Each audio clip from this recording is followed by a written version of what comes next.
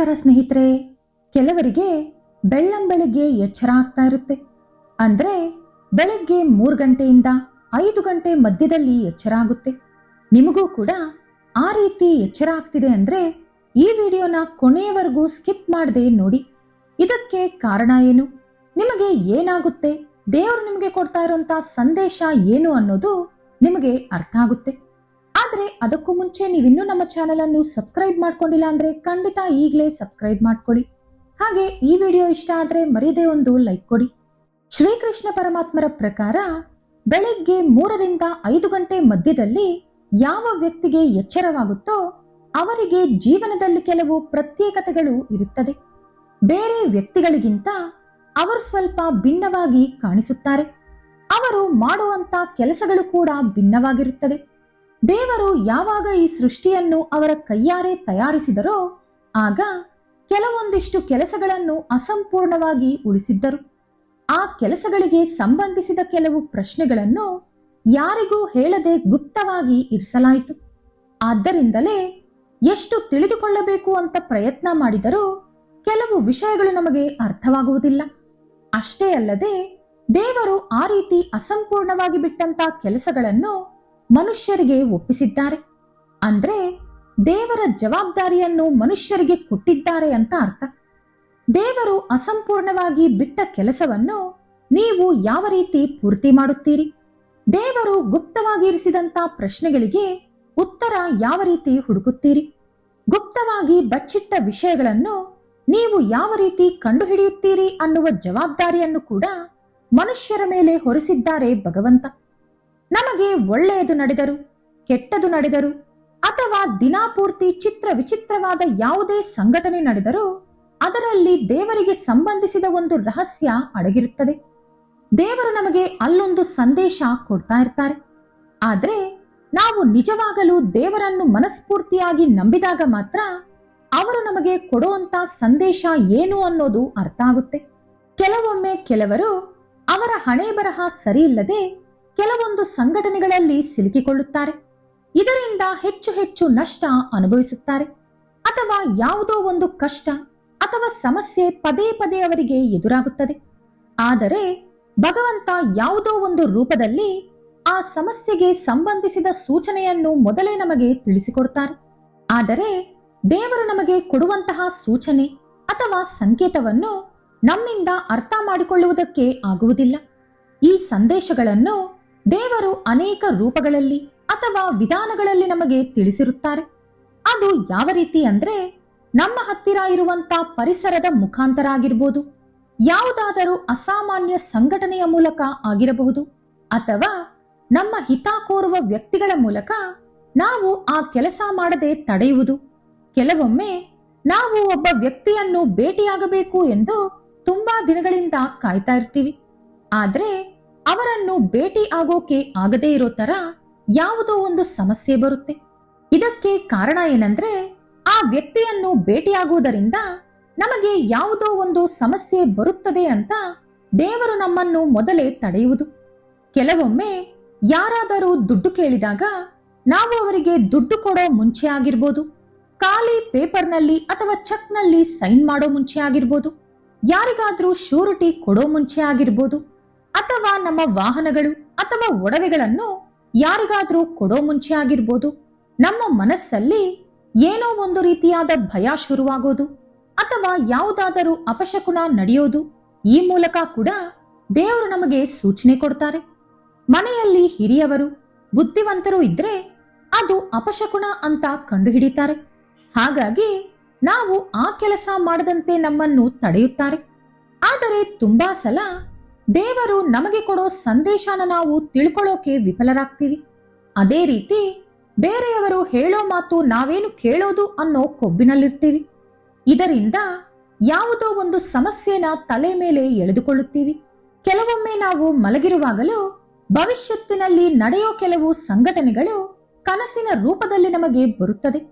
ಅದೇ ರೀತಿ ನಮಗೆ ಏನಾದರೂ ಒಳ್ಳೆಯದು ನಡೆಯುವ ಮುಂಚೆ ಕೂಡ ದೇವರು ನಮಗೆ ಅನೇಕ ರೀತಿಯಲ್ಲಿ ಸಂದೇಶನ ಕಳಿಸುತ್ತಿರುತ್ತಾರೆ. ಇನ್ನು ಶ್ರೀಕೃಷ್ಣ ಪರಮಾತ್ಮರು ಭಗವದ್ಗೀತೆಯಲ್ಲಿ ಹೇಳಿರೋ ಪ್ರಕಾರ ದೇವರು ಈ ಸೃಷ್ಟಿಯ ಕಣಕಣದಲ್ಲೂ ವ್ಯಾಪಿಸಿದ್ದಾರೆ. ಹಾಗಾಗಿ ನಾವು ಕೂಡ ದೇವರು ಸೃಷ್ಟಿಸಿರುವಂತಹ ಸೃಷ್ಟಿಯ ಮೂಲಕ ಅಥವಾ ಜೀವಿಗಳ ಮೂಲಕ ಯಾವುದಾದರೂ ಸಂದೇಶ ಕೊಟ್ಟರೆ ಅದನ್ನು ಗ್ರಹಿಸುವ ಜ್ಞಾನ ಹೊಂದಿರಬೇಕು. ದೇವರು ಪ್ರಕೃತಿ ಅನ್ನೋ ಮಾಧ್ಯಮದ ಮೂಲಕ ನಮಗೆ ಎಷ್ಟೋ ಸಂದೇಶಗಳು ಅಥವಾ ಆದೇಶಗಳನ್ನು ಕೊಟ್ಟಾಗ ಅವುಗಳನ್ನು ನಾವು ತಿಳಿದುಕೊಂಡು ಚಾಚು ತಪ್ಪದಂತೆ ಪಾಲಿಸಬೇಕು. ಈ ರೀತಿ ಅನೇಕ ಸಂದೇಶಗಳನ್ನು ಯಾವುದೋ ಒಂದು ಸೂಚನೆಯ ಮುಖಾಂತರ ನಾವು ಒಂದು ವಿಷಯವನ್ನು ಪದೇ ಪದೇ ನೋಡುತ್ತಿರುತ್ತೀವಿ. ಅದೇನಪ್ಪಾ ಅಂದ್ರೆ, ಬೆಳಗ್ಗೆ 3 ಗಂಟೆಯಿಂದ 5 ಗಂಟೆ ಮಧ್ಯದಲ್ಲಿ ನಮಗೆ ನಿದ್ದೆಯಿಂದ ಎಚ್ಚರ ಆಗುತ್ತೆ. ಇದೇನು ದೊಡ್ಡ ವಿಷಯನ? ನಿದ್ದೆ ಮಾಡುವಾಗ ಮಧ್ಯ ಮಧ್ಯ ಎಷ್ಟೋ ಸಲ ಎಚ್ಚರ ಆಗುತ್ತೆ.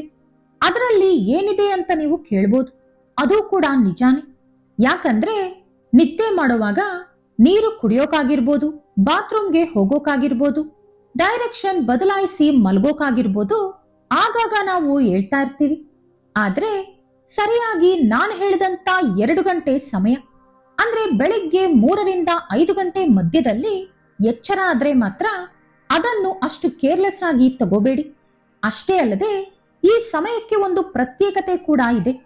ಯಾಕಂದ್ರೆ ನಿಮಗೆ ಯಾವುದೇ ರೀತಿಯಾದ ಅನಾರೋಗ್ಯ ಸಮಸ್ಯೆ ಇರದೆ, ಮಾನಸಿಕ ಒತ್ತಡ ಇರದೆ, ನಿಮಗೆ ಖಚಿತವಾಗಿ ಬೆಳಿಗ್ಗೆ 3 ರಿಂದ 5 ಗಂಟೆ ಮಧ್ಯದಲ್ಲಿ ಎಚ್ಚರ ಆಗ್ತಿದೆ ಅಂದ್ರೆ ಶೀಘ್ರದಲ್ಲಿ ದಿವ್ಯ ಶಕ್ತಿಗಳ ಆಶೀರ್ವಾದ ನಿಮಗೆ ಸಿಗಲಿದೆ. ಅಥವಾ ಆ ಸಮಯದಲ್ಲಿ ದಿವ್ಯ ಶಕ್ತಿಗಳು ನಿಮ್ಮನ್ನು ನಿದ್ದೆಯಿಂದ ಎಚ್ಚರಗೊಳಿಸಿ ನಿಮಗೆ ಕೆಲವು ಸಂಕೇತಗಳನ್ನು ಕೊಡುವ ಪ್ರಯತ್ನ ಮಾಡುತ್ತಿದೆ ಎಂದು ಅರ್ಥ. ದೇವರು ನಮಗೆ ಈ ಸೂಚನೆಗಳನ್ನು ಯಾವ ರೀತಿ ಕೊಡ್ತಾರೆ? ಈ ಸಮಯಕ್ಕೆ ಇರುವಂತ ದೊಡ್ಡ ಪ್ರತ್ಯೇಕತೆ ಏನು ಎಂಬ ವಿಷಯಕ್ಕೆ ಬಂದ್ರೆ, ಈ ಸಮಯದಲ್ಲಿ ಭಗವಂತ ನಮಗೆ ಕೊಡುವುದು ಏನು?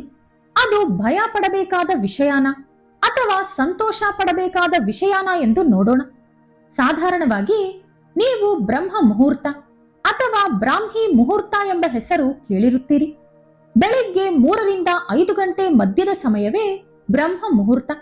ನಿಮಗೆ ಕರೆಕ್ಟ್ ಆಗಿ ಎಕ್ಸಾಂಪಲ್ ಕೊಡಬೇಕು ಅಂದ್ರೆ, ಸೂರ್ಯೋದಯದಿಂದ 48 ನಿಮಿಷಗಳ ಹಿಂದಿನ ಸಮಯವನ್ನು ಅಸುರಿ ಕಾಲ ಅಂತ ಕರೀತಾರೆ. ಈ ಅಸುರಿ ಕಾಲದಿಂದ 48 ನಿಮಿಷಗಳ ಹಿಂದಿನ ಸಮಯವೇ ಬ್ರಹ್ಮ ಮುಹೂರ್ತ. ಸೂರ್ಯೋದಯ ಒಂದೊಂದು ದಿನ ಒಂದೊಂದು ಟೈಮಲ್ಲಿ ಇರೋದ್ರಿಂದ ನಾನು ನಿಖರವಾಗಿ ನಿಮಗೆ ಟೈಮ್ ಹೇಳೋಕೆ ಆಗಲ್ಲ. ಹಾಗಾಗಿ ನೀವೇ ಕ್ಯಾಲ್ಕುಲೇಟ್ ಮಾಡ್ಕೊಳ್ಳಿ. ಉದಾಹರಣೆಗೆ ಬೆಳಿಗ್ಗೆ 6 ಗಂಟೆಗೆ ಸೂರ್ಯೋದಯ ಆಗುತ್ತೆ ಅಂದ್ರೆ ಅದರಿಂದ 48 ನಿಮಿಷಗಳ ಹಿಂದಿನ ಸಮಯ ಅಂದ್ರೆ 5 ಗಂಟೆ 12 ನಿಮಿಷದಿಂದ 6 ಗಂಟೆ ಮಧ್ಯಕಾಲ ಅಸುರಿ ಕಾಲ. ಇನ್ನು ಅಸುರಿ ಕಾಲದಿಂದ 48 ನಿಮಿಷಗಳ ಹಿಂದಿನ ಸಮಯ ಅಂದ್ರೆ ಬೆಳಿಗ್ಗೆ 4 ಗಂಟೆ 24 ನಿಮಿಷದಿಂದ 5 ಗಂಟೆ 12 ನಿಮಿಷದವರೆಗೆ ಬ್ರಹ್ಮ ಮುಹೂರ್ತ. ಈ ಬ್ರಹ್ಮ ಮುಹೂರ್ತದ ಸಮಯದಲ್ಲಿ ಮನುಷ್ಯನ ಮೇಧಾಶಕ್ತಿಗೆ ಭಗವಂತನ ಶಕ್ತಿ ಜೊತೆಯಾಗುತ್ತದೆ. ಶ್ರೀಕೃಷ್ಣ ಪರಮಾತ್ಮರು ಅವರ ಉಪದೇಶದಲ್ಲಿ ಹೇಳಿರೋ ಪ್ರಕಾರ ಬ್ರಹ್ಮ ಮುಹೂರ್ತ ಅನ್ನುವುದು ದಿನದಲ್ಲಿ ಬರುವಂತ ಸರ್ವೋತ್ತಮವಾದ ಸಮಯ. ಅದೇ ರೀತಿ ಯಾವ ವ್ಯಕ್ತಿಗಳು ಪ್ರತಿದಿನ ಆ ಸಮಯದಲ್ಲಿ ನಿದ್ದೆಯಿಂದ ಎಚ್ಚರಗೊಳ್ಳುತ್ತಾರೋ ಅಂತವರ ಜೀವನದಲ್ಲಿ ಯಾವಾಗಲೂ ಗೆಲುವು ಮಾತ್ರ ಇರುತ್ತದೆ. ಅವರು ಉನ್ನತ ಸ್ಥಾನಕ್ಕೆ ಹೋಗುತ್ತಾರೆ. ಈ ಸೃಷ್ಟಿಯನ್ನು ರಚಿಸಿರುವುದು ಬ್ರಹ್ಮದೇವರು. ಅವರು ಸೃಷ್ಟಿಯನ್ನು ರಚಿಸಲು ಶುರು ಮಾಡಿದ ಸಮಯವೇ ಬ್ರಹ್ಮ ಮುಹೂರ್ತ. ಬ್ರಹ್ಮಾಂಡ ಆ ಸಮಯದಲ್ಲಿ ಸೃಷ್ಟಿಯಾದ ಕಾರಣ ನಾವು ಕೂಡ ಆ ಸಮಯದಲ್ಲಿ ನಮ್ಮ ಶರೀರದೊಳಗೆ ಬಲವಾದ ಶಕ್ತಿಯನ್ನು ಸೃಷ್ಟಿಸಿಕೊಳ್ಳಬಹುದು. ಅಂದರೆ ನಮ್ಮೊಳಗಿನಿಂದ ನಾವು ಇನ್ನಷ್ಟು ಆತ್ಮವಿಶ್ವಾಸ ಹೆಚ್ಚಿಸಿಕೊಂಡು ದೃಢವಾಗಿ ತಯಾರಾಗಬಹುದು. ಒಳ್ಳೊಳ್ಳೆ ಆಲೋಚನೆಗಳು, ಹೊಸ ಹೊಸ ಆಲೋಚನೆಗಳನ್ನು ಮಾಡಬಹುದು.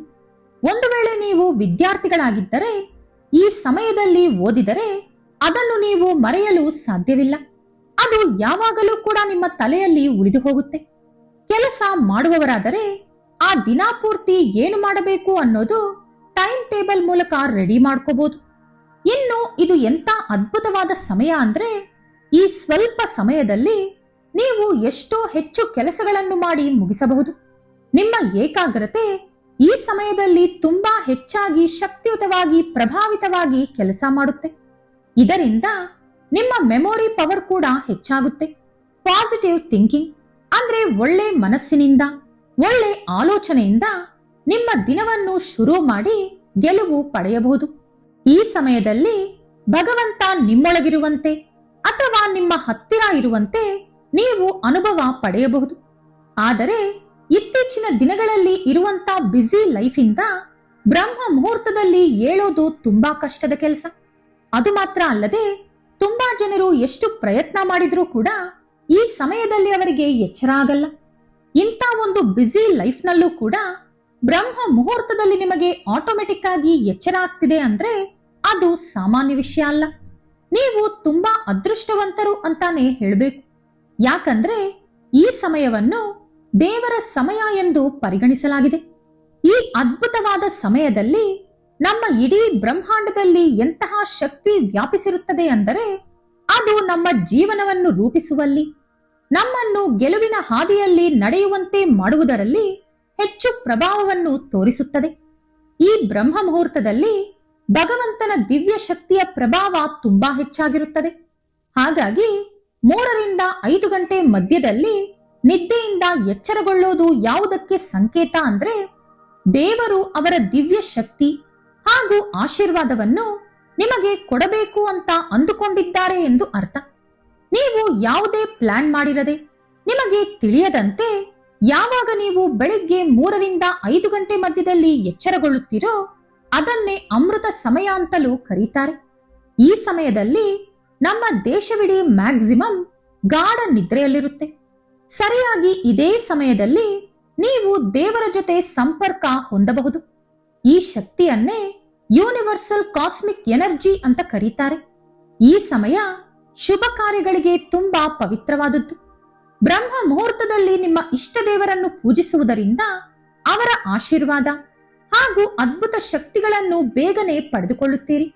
ಬೆಳಿಗ್ಗೆ 3 ರಿಂದ 5 ಗಂಟೆ ಮಧ್ಯದಲ್ಲಿ ದೇವರು ನಿಮಗೆ ಕೊಡುವಂತ ಸಂದೇಶ ಏನಂದ್ರೆ, ನಿಮ್ಮ ಜೀವನದಲ್ಲಿ ಯಾವುದಾದರೂ ಗುರಿ ಇದ್ದರೆ ಅದರ ಮೇಲೆ ನೀವು ಏಕಾಗ್ರತೆಯನ್ನು ಇಡಬೇಕು.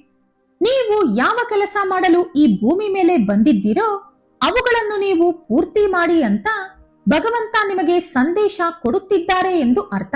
ಹಾಗಾಗಿ ನಿಮಗೂ ಕೂಡ ಈ ಸಂಕೇತ ಬಂದಾಗ ಕೂಡಲೇ ನೀವು ನಿದ್ದೆಯಿಂದ ಎದ್ದು ಆಲೋಚನೆ ಮಾಡಿ, ಬೆಳಿಗ್ಗೆ ಎದ್ದ ತಕ್ಷಣ ನಿಮ್ಮ ಕಾಲಕೃತ್ಯಗಳನ್ನು ಮುಗಿಸಿಕೊಂಡು ಸ್ನಾನ ಮಾಡಿಕೊಳ್ಳಿ. ಅದರ ನಂತರ ಪದ್ಮಾಸನದಲ್ಲಿ ಕುಳಿತುಕೊಂಡು ದೀರ್ಘವಾಗಿ ಉಸಿರಾಡಿ, ಅಂದ್ರೆ ಡೀಪ್ ಬ್ರೀತಿಂಗ್ ಮಾಡಿ. ಅದರ ನಂತರ ನಿಮ್ಮ ಇಷ್ಟ ದೇವರನ್ನು, ನಿಮಗೆ ಜನ್ಮ ಕೊಟ್ಟ ತಂದೆ ತಾಯಿಯನ್ನು ಮನಸ್ಸಿನಲ್ಲಿ ನೆನೆಸಿಕೊಳ್ಳಿ. ಬಳಿಕ ದೇವರ ಜಪ ಮಾಡಿ. ಅದರ ನಂತರ ಸ್ವಲ್ಪ ಹೊತ್ತು ಯೋಗ ಮಾಡಿ. ಈ ರೀತಿ ಬ್ರಹ್ಮ ಮುಹೂರ್ತ ಇರುವ 48 ನಿಮಿಷಗಳ ಕಾಲ ಮಾಡಿದರೆ ಆ ಸಮಯದಲ್ಲಿ ಈ ಬ್ರಹ್ಮಾಂಡದಲ್ಲಿ ಇರುವಂತಹ ದಿವ್ಯ ಶಕ್ತಿಗಳು ನಿಮ್ಮ ದೇಹದೊಳಗೆ ಪ್ರವೇಶಿಸುತ್ತದೆ. ಅದು ನಿಮ್ಮನ್ನು ದೇವರ ಜೊತೆ ಸಂಪರ್ಕ ಮಾಡಿಸುತ್ತದೆ. ನೀವು ನಿಮ್ಮ ಮನಸ್ಸಿನಲ್ಲಿ ಯಾವುದಾದರೂ ಕೋರಿಕೆಗಳಿದ್ದರೆ ಈ ಸಮಯದಲ್ಲಿ ದೇವರ ಜಪ ಮಾಡಿದ ಮೇಲೆ ದೇವರ ಹತ್ತಿರ ಹೇಳಿಕೊಳ್ಳಿ. ಅದನ್ನು ದೇವರು ತಪ್ಪದೆ ಕೇಳಿಸಿಕೊಳ್ಳುತ್ತಾರೆ. ಇದರಿಂದ ನೀವು ಜೀವನದಲ್ಲಿ ಬೇಗನೆ ಎಲ್ಲದರಲ್ಲೂ ಗೆಲುವು ಸಾಧಿಸುತ್ತೀರಿ. ಈ ಸಮಯದಲ್ಲಿ ನೀವು ದೇವರ ಆರಾಧನೆ ಮಾಡಿದರೆ ಅವರು ನಿಮ್ಮ ಮೇಲೆ ಬೇಕಾದಷ್ಟು ಪ್ರೀತಿ ಹರಿಸುತ್ತಾರೆ. ಮನುಷ್ಯನ ಮೇಧಾಶಕ್ತಿಗೆ ಬ್ರಹ್ಮನ ಶಕ್ತಿ ಜೊತೆಗೂಡುವಂತ ಸಮಯವೇ ಬ್ರಹ್ಮ ಮುಹೂರ್ತ. ಇನ್ನು ನಾವು ವೇದಗಳ ಪ್ರಕಾರ ನೋಡಿದರೆ ಈ ಸಮಯದಲ್ಲಿ ಯಾರು ನಿದ್ದೆ ಮಾಡುತ್ತಾರೋ ಅವರು ಈ ಜನ್ಮದಲ್ಲಿ ಮಾಡಿಕೊಂಡಿರುವಂತ ಪುಣ್ಯ ಹಾಗೂ ಹಿಂದಿನ ಜನ್ಮದಲ್ಲಿ ಮಾಡಿಕೊಂಡಿರುವಂತ ಪುಣ್ಯ ಎರಡನ್ನೂ ಕೂಡ ಕಳೆದುಕೊಳ್ಳುತ್ತಾರೆ. ಆದರೆ ದಿನಗಳು ಕಳೆಯುತ್ತಾ, ಟೆಕ್ನಾಲಜಿ ಬೆಳೆಯುತ್ತಾ ನಾವು ವೇದಗಳನ್ನು, ಶಾಸ್ತ್ರ ವಚನಗಳನ್ನು ಪಕ್ಕಕ್ಕಿಡುತ್ತಾ ಬರುತ್ತಿದ್ದೇವೆ. ಶಾಸ್ತ್ರಗಳಲ್ಲಿ ಹೇಳಿರೋ ಪ್ರತಿ ಕೆಲಸ ನಾವು ಮಾಡಲು ಆಗಲ್ಲ. ಯಾಕಂದ್ರೆ ಶಾಸ್ತ್ರಗಳು, ವೇದಗಳು, ಪುರಾಣಗಳು ಎಲ್ಲವೂ ಬರೆದಿರೋದು ತುಂಬಾನೇ ಪುರಾತನ ಕಾಲದಲ್ಲಿ. ಆ ಕಾಲದಲ್ಲಿ ಮನುಷ್ಯರು ಹಣದ ಹಿಂದೆ ಹೋಗದೆ ಪುಣ್ಯದ ಹಿಂದೆ, ಮೋಕ್ಷದ ಹಿಂದೆ ಹೋಗುತ್ತಿದ್ದರು. ಆದರೆ ಈಗ ಪರಿಸ್ಥಿತಿ ಹಾಗಿಲ್ಲ. ಜನರು ಪುಣ್ಯ, ಮೋಕ್ಷ ಮರೆತು ಹಣದ ಹಿಂದೆ ಹೋಗುತ್ತಿದ್ದಾರೆ. ಆದ್ದರಿಂದಲೇ ದೇವರು ಕೂಡ ನಮ್ಮಿಂದ ದೂರಾಗಿದ್ದಾರೆ. ಶಾಸ್ತ್ರಗಳಲ್ಲಿ ಹೇಳಿರುವಂತ ಎಲ್ಲಾ ವಿಚಾರಗಳು ನಾವು ಮಾಡದೇ ಇದ್ದರೂ ನಮ್ಮ ಕೈಲಾಗುವಂತ ಚಿಕ್ಕ ಪುಟ್ಟ ವಿಚಾರಗಳನ್ನು ಮಾಡಿಕೊಂಡರೆ ನಮ್ಮ ಜೀವನಕ್ಕೆ, ಕುಟುಂಬಕ್ಕೆ, ನಮಗೆ ತುಂಬಾ ಒಳ್ಳೆಯದು. ಈ ವಿಡಿಯೋ ನಿಮಗೆ ಇಷ್ಟ ಆದ್ರೆ ಲೈಕ್ ಮಾಡಿ, ಶೇರ್ ಮಾಡಿ. ಇಂಥ ಹೆಚ್ಚಿನ ಉತ್ತಮ ಮಾಹಿತಿಗಳಿಗಾಗಿ ತಪ್ಪದೇ ನಮ್ಮ ಚಾನೆಲ್ ಅನ್ನು ಸಬ್ಸ್ಕ್ರೈಬ್ ಮಾಡ್ಕೊಳ್ಳಿ. ನಾಳೆ ಮತ್ತೊಂದು ವಿಡಿಯೋದೊಂದಿಗೆ ಪುನಃ ಭೇಟಿಯಾಗೋಣ. ಧನ್ಯವಾದಗಳು.